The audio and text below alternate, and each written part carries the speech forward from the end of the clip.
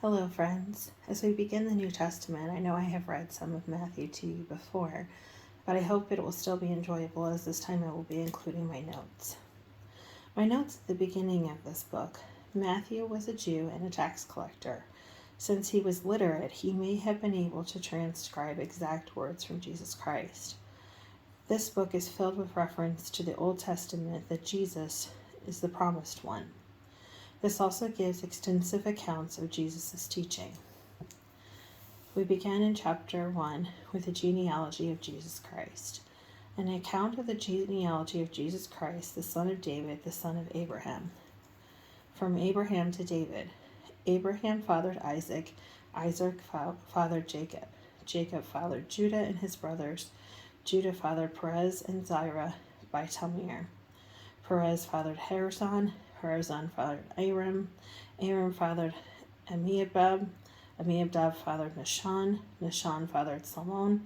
Salmon fathered Boaz by Rahab. Boaz fathered Obed by Ruth.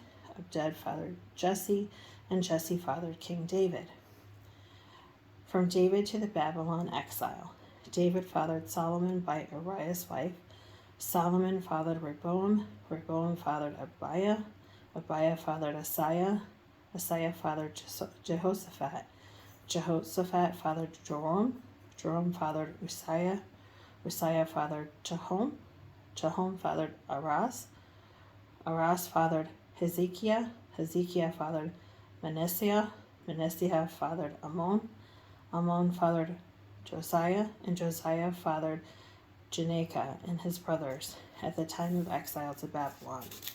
I apologize if my pronunciation of any of those names is incorrect, and I would love if anyone had good translations to help me pronounce them better.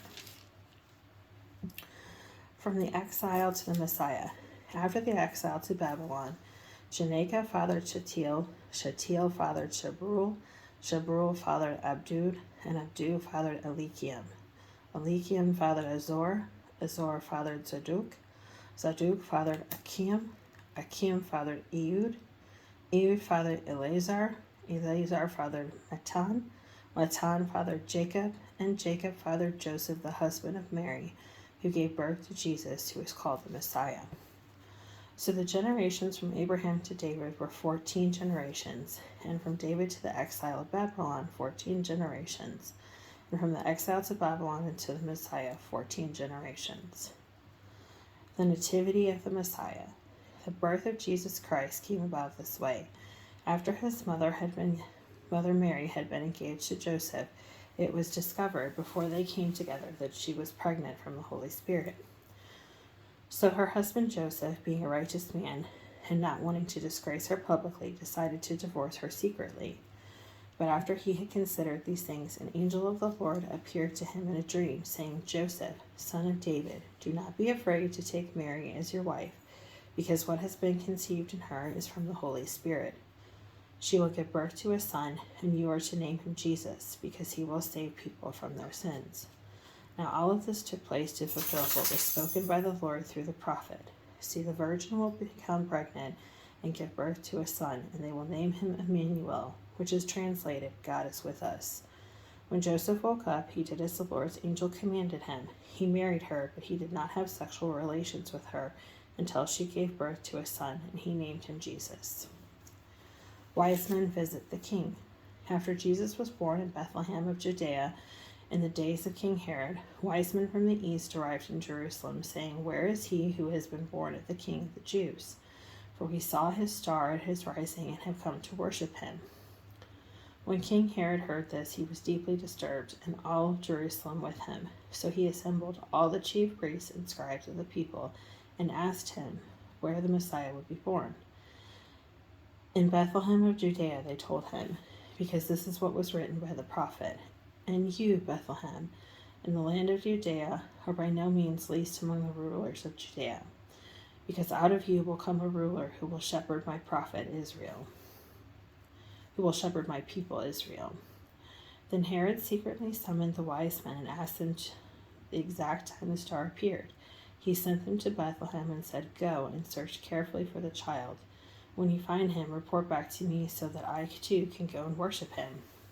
After hearing the king, they went on their way, and there was the star they had seen at his rising. It led them until it came and stopped above the place where the child was. When they saw the star, they were overwhelmed with joy. Entering the house, they saw the child with Mary, his mother, and falling to their knees, they worshiped him. Then they opened their treasures and presented him with gifts, gold, frankincense, and myrrh. And being warned in a dream not to go back to Herod, they returned to their own country by another route. The flight into Egypt. After they were gone, an angel of the Lord appeared to Joseph in a dream, saying, "Get up, take the child and his mother, flee to Egypt, and stay there until I tell you. For Herod is about to search for the child and kill him."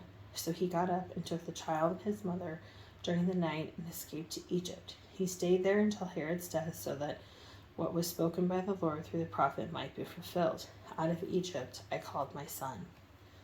The massacre of the innocents. Then Herod, when he realized that he had been outwitted by the wise men, flew into a rage.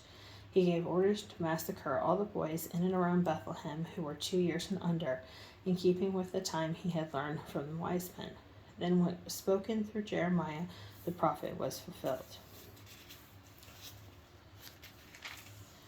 A voice was heard in Ramah, weeping in great mourning, Rachel weeping for her children, as she refused to be consoled, because there are no more.